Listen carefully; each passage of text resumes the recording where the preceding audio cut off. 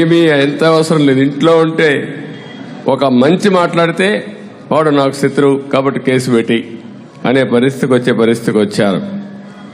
ఇంకొక పక్క క్రిస్టియానిటీలో సేవ అనే పునాదితో క్రిస్టియానిటీ మిషనరీస్ కానీ ఇవన్నీ పుట్టాయి.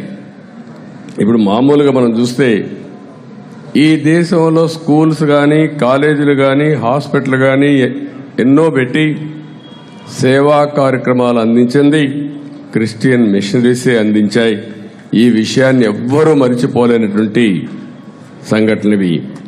ఈరోజు మన గుంటూరు ఆంధ్ర క్రిస్టియన్ కాలేజ్, ఎన్టీ రామారావు గారు నిమ్మకూరులో పుట్టి విజయవాడలో కాపురం ఉంటూ గుంటూరుకి వెళ్లి ట్రైన్లో చదువుకొని మళ్ళా సాయంత్రం ఇంటికి వచ్చాడంటే అది ఆ రోజు ఆ కాలేజ్ ఇచ్చి అలాంటి మహానాయకుల్ని తయారు చేసిన కాలేజ్ ఏసీ కాలేజ్.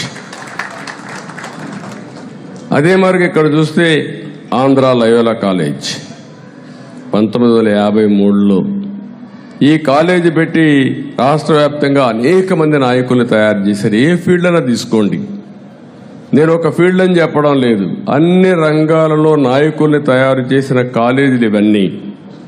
ఇలాంటి సేవాభావంతో మీరు పనిచేస్తే ఇంతవరకు అన్ని ప్రభుత్వాలు కూడా ఒకటి ఆలోచించాయి, మనము చెయ్యలేని పనులు ఈ మిషనరీస్ చేస్తున్నాయి కాబట్టి గ్రాంట్ని ఎడిద్దాం, మనం కూడా సహకరిస్తామని గ్రాంట్ని ఎడిచ్చారు.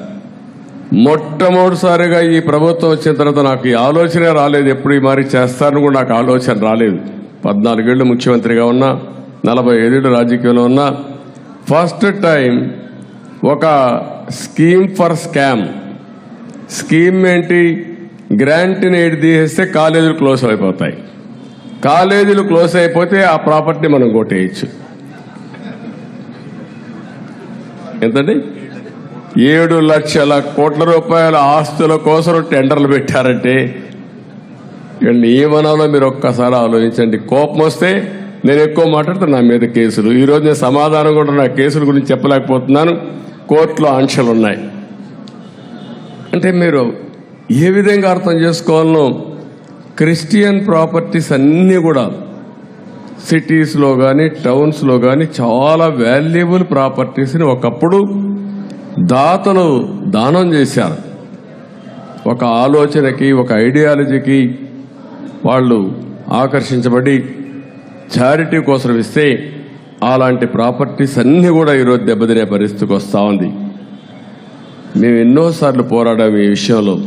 ఇది తప్పు, ఇది కరెక్ట్ కాదని చెప్పినా ఈ ప్రభుత్వం లెక్క పెట్టుకోకుండా